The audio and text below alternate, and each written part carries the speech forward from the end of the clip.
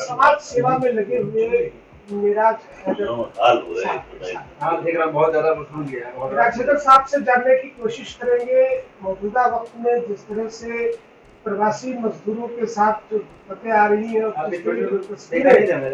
हिंदुस्तान में आ रही है, देखी जा रही है ऐसी मर्मांतक तस्वीरें, और इस मुहिम में प्रवासी मजदूरों को कहीं ना कहीं पर राहत पहुंचाने का काम लगातार करते चले आ रहे हैं मेराज हैदर साहब। अब सीधा रुख करेंगे उन्हीं की तरफ।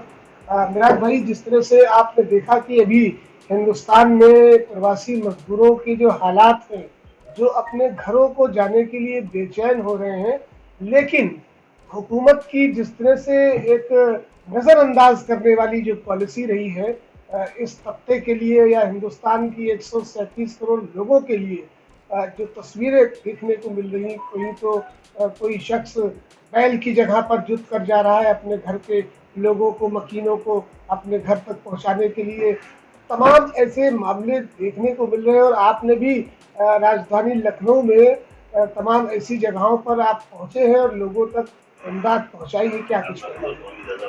देखिए, बहुत ही भयावह तस्वीरें सोशल मीडिया पे भी देखने को मिल रही हैं, और हकीकत में भी जब हम लोग निकल रहे हैं सड़कों के ऊपर, तो जो उनकी, मैं कहना चाहूँगा, इस सरकार ने उन गरीब मजदूरों की लाचारी का, बेबसी का जो मजाक उड़ाया है, वो 70 साल में हिंदुस्तान की तारीख में ऐसा ही इन मजदूरों का मजाक किसी ने नहीं उड़ाया। बहुत ही सरकारें आई, बदली, चली गई, लेकिन जो हालत इसमें हुई है, या हम लोग सुनते हैं कि पार्टीशन के टाइम में इस तरह से झूला उठा करके लोग चल दिए थे, या अब हुआ है तो सन 2020 में।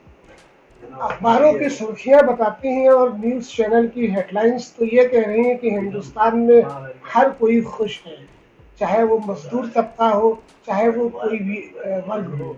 ये तस्वीरें जो आ रही हैं, ये उन सुर्खियों को पूरी तरह से उलट कर रख दे रही हैं। उत्तर प्रदेश की योगी सरकार के जो दावे थे कि प्रवासी मजदूरों को उनके घरों तक पहुंचाया जाएगा, उन दावों पे कहीं ना कहीं दाग लगता दिख रहा है। बिल्कुल सही बात है, आप जो कह रहे हैं, खुश है, जरूर खुश है। इस वक्त हिंदुस्तान के उद्योगपति खुश है, इस वक्त हिंदुस्तान के वो नेता खुश हैं जो अब इस वक्त दिखाई नहीं दे रहे हैं, जब उनकी सबसे ज्यादा जरूरत थी, जो चुन के भेजे गए पार्लियामेंट में और विधानसभा में, आज वो मुझे एक भी सड़कों पर नहीं दिखाई दे रहा है। बिल्कुल खुश है वो लोग, हिंदुस्तान का सारा जो एडमिनिस्ट्रेटर है वो खुश है, जो उद्योगपति है वो खुश है, लेकिन मुझे उन किसानों का सवाल है, उन मजदूरों का सवाल है, उन गरीबों का सवाल है, उनका सवाल है जो आज पलायन कर रहे हैं। आपको क्या उनकी चेहरों पे खुशी नजर आ रही है? ये जो परिवहन निगम की बसें हैं, ये हमारे पैसे से खरीदी गई हैं, हम टैक्स पेयर्स के पैसे से खरीदी गई हैं, इस पे उनका पूरा हक है। इनको क्यों नहीं चलाया गया? ये तब चलाया गया जब प्रियंका गांधी जी ने इनको लेटर लिखा कि आप इनको अलाउ करिए, मैं उसका खर्चा सहन करूंगी। उसके बावजूद भी आप देख रहे हैं उसको किस तरह से चीजों को घुमाया जा रहा है। आज उसकी फिटनेस सर्टिफिकेट क्या मांगा जा रहा है, आज ड्राइवर लाइसेंस मांगा जा रहा है, जबकि वो जो राजस्थान परिवहन निगम की बसें जो चलाता होगा, क्या उसके पास ड्राइवर लाइसेंस नहीं होगा? ये सोचने वाली बात है। ये सिर्फ और सिर्फ मजदूरों के साथ मजाक किया जा रहा है, उनकी गरीबी का, उनकी बेचारगी का, उनकी बेसहारेपन का मजाक उड़ाया जा रहा है। इतनी असंवेदनशील सरकार मैंने अपनी जिंदगी में नहीं देखी और ना सुनी है।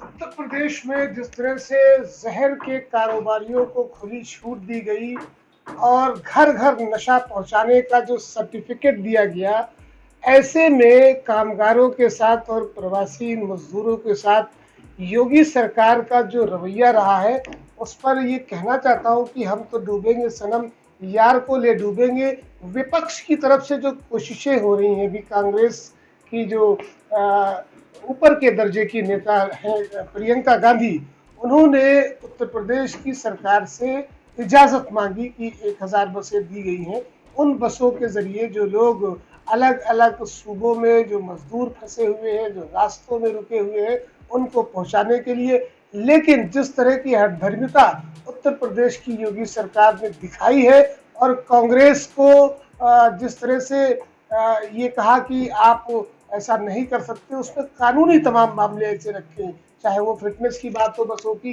या फिर उन ड्राइवर्स के लाइसेंस को लेकर बात की जाए। देखिए, ये वक्त सियासत का नहीं, और ना ही कांग्रेस पार्टी या किसी भी पार्टी इस वक्त सियासत नहीं कर रही थी। ये जिसके दिल में भी एक इंसानी दिल होगा, जज्बात होंगे, तो जब उनका हाल देखेगा, जिस जिस तरह से तस्वीरें आ रही थी सोशल मीडिया में और तमाम लोग देख रहे थे, तो किसी की एक इंसान जो अपने दिल में एक हृदय, एक नर्म हृदय रखता होगा, वो उसके ऊपर फौरन रिएक्शन करेगा। तो वही हुआ। प्रियंका गांधी जी ने, उससे पहले सोनिया गांधी जी ने, जब आपने देखा कि किस तरह से ट्रेन के होने के बावजूद हमारी रेलवे सक्षम है कि प्रतिदिन वो 2 करोड़ लोगों को इधर से उधर शिफ्ट कर सकती है, और ये काम सिर्फ 2 दिन का होता अगर ये कायदे से प्रॉपरली इसको मैनेज किया गया होता, लेकिन वो चीज नहीं की गई। जब जब सोनिया गांधी जी ने ऑफर किया कि मैं उनका किराया देने को तैयार हूं, तब ये जाके इन्होंने 85% की बात करी। उसके बाद जब प्रियंका जी ने बसों देने की बात कही, तब ये जागे। और आज पूरी तरह से अड़चने डाली जा रही हैं कि किसी तरह वो हर चीज में वो राजनीति, उनका एक ही मकसद है राजनीति। हर चीज में वो अपना राजनीति का चश्मा लगा करके देखने की कोशिश करते हैं। ये वक्त राजनीति का नहीं है। मैं महंत, हमारे जो प्रदेश के मुखिया हैं, वो तो एक योगी हैं, वो भगवा धारण किए हुए हैं। मैं सबसे पहले उनको कहूंगा कि वो भगवत गीता एक बार पढ़ें। उसमें क्या कहा गया है? मानवता परमो धर्मा। सबसे पहली चीज मानवता है। वो सोचें उन लोगों के बारे में। अपने आप को योगी कह देना आसान है, लेकिन सच में योगी होना एक बहुत बड़ी बात है। अभी आपने देखा होगा कि औरंगाबाद में रेल ट्रैक पर जिस तरह से 16 इंसानी जिंदगियां दम तोड़ देती हैं, उनके जिस्म के टुकड़े हो जाते हैं, और उन लाशों के टुकड़ों को उठाने के लिए केंद्र सरकार की तरफ से विशेष बसों को भेजा जाता है। आपको क्या लगता है कि अगर यही विशेष बसें उन जिंदा इंसानों को उनके घर पहुंचाने के लिए भेजी जाती, तो क्या इस पर जिस तरह से जो इंसानियत का जो तकाजा है वो क्या कहता है? देखिए, सबसे पहली बात तो मैं क्वेश्चन करूंगा, ये लॉकडाउन का जो फैसला लिया गया, ये भी नोटबंदी ही की तरह लिया गया। 8 बजे हमारे माननीय प्रधानमंत्री जी टीवी स्क्रीन के ऊपर नमूदार होते हैं और कहते हैं, एक बार उन्होंने अब से 4 साल पहले कहा था कि नोटबंदी, नोट बंद हो गए 4 घंटे बाद। फिर उन्होंने उसी तरह अवतरण हुआ किया उन्होंने हिंदुस्तान की स्क्रीन पे और कहा कि घर बंदी। ये फैसला 4 घंटे का था। आपने उससे 2 दिन पहले जनता कर्फ्यू लगाया था। आप एक हिंट दे देते कि हो सकता है मुझे लॉकडाउन करना पड़े, तो ये बेहतर है जो जहां है, जहां जाना चाहे वो जा सके, ये बेहतर होता। लेकिन वो जल्दबाजी में फैसला करना, उसके बाद जब वो समय गुजरता गया, लोग भूख से मरने लगे। वो तो कहिए ऊपर वाले का शुक्र अदा करें कि कितनी एनजीओ, कितने सामाजिक संगठन, कितने लोग अगर सड़कों पे ना आते, तो जो 2 महीने में ये शुरुआत हुई, वो 10 दिन के अंदर ही लोग भूख से मरने लगते। आज देखिए हिंदुस्तान, उत्तर प्रदेश में जितने लोग कोरोना से नहीं मरे हैं, उससे ज्यादा लोग भूख से और सड़कों के ऊपर रोज एक्सीडेंट्स में मरे हैं, शराब की वजह से मरे हैं। आज शराब अलाउ करने से क्या हुआ? आज डोमेस्टिक वायलेंस बढ़ चुका है। लोगों ने जो पैसा बचा करके रखा हुआ था कि हो सकता है लॉकडाउन ज्यादा चले, तो ये पैसा उनके अन्न खरीदने के काम आएगा और जरूरत के सामान खरीदने में काम आएगा। आज क्या किया? वो पैसा उन्होंने शराब में इस्तेमाल कर लिया। अब वो पैसे को कंगाल है। और जहां आपने बात करी 16 लोगों की जान चली गई, यही तो मेरा सवाल है। जो उन्होंने स्पेशल ट्रेन चलाई बाद में उनको झारखंड भेजने के लिए, वो अगर ये ट्रेन इन्होंने पहले चलाई होती, जब सोनिया गांधी जी कह रही थी, जब पूरे विपक्ष के और लोग कह रहे थे कि इस पर, आपको याद होगा वो तस्वीरें जो बांद्रा टर्मिनल के ऊपर लोग आ गए थे, उसको भी सोशल मीडिया में और मीडिया ने किस तरह से पेश किया। एक समुदाय, एक मस्जिद की फोटो लेकर के एक समुदाय विशेष को टारगेट करने की कोशिश की। ये पूरे टाइम इनका एक ही एजेंडा रहता है कि किसी तरह हर चीज को डाइवर्ट कर दो, और जो असल मुद्दे हैं, जो मुख्य मुद्दे हैं जिस पे बात होनी चाहिए, ये उस पर बात नहीं करना चाहते। आखिरी सवाल, एक तरफ कोरोना वायरस को लेकर दुनिया की 1/3 आबादी कैद खानों में है, यानी कि घरों की 4 दीवारी में कैद है, और हिंदुस्तान में सियासत का बाजार गर्म है। जिस तरह से तरूण दल, विपक्ष की जो पार्टियां हैं, जो विपक्ष के लोग हैं, जो कुछ करना चाहते हैं हिंदुस्तान के लोगों के लिए, उन पर जिस तरह से एक निशाना साधा जा रहा है, उस पर क्या कहना है? देखिए, सिर्फ विपक्ष पे निशाना नहीं साधा जा रहा है, जो बहुत से सामाजिक लोग ऐसे हैं जो करना चाह रहे हैं। आज मैं पूछना चाहूंगा कि आरएसएस इतना बड़ा दल है, कितने लोग आपको सड़कों पे दिख रहे हैं गरीबों की मदद करते हुए?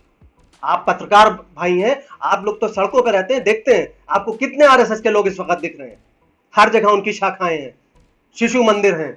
उनको तो अपने शिशु मंदिर दे देने चाहिए थे कि आइए क्वारंटाइन करिए। यहाँ पे कोई भी शिशु मंदिर का इस्तेमाल हुआ है? मैं जानना चाहूंगा। बिल्कुल, निश्चित रूप से तो जिस तरह से तस्वीरें हिंदुस्तान में आई, सुर्खियां अखबार की पढ़ने से डर लगता है, सारा आलम मुझे बारूद का घर लगता है, जो तस्वीरें अखबारों के ज़रिए से आ रही हैं या टीवी चैनल या सोशल मीडिया के मुख्तलिफ प्लेटफार्म के ज़रिए मौजूदा वक्त की जो तस्वीरें पूरे हिंदुस्तान के अलग अलग सूबों से आ रही है, वो किसी सख्त दिल इंसान का भी सीना चीर देने के लिए काफ़ी है। और जो इंसान अपने सीने में दिल रखता है, उसके लिए वो भयावह तस्वीरें हैं। वीडियो जर्नलिस्ट हामिद खान के साथ लखनऊ से शकील सिद्दीकी।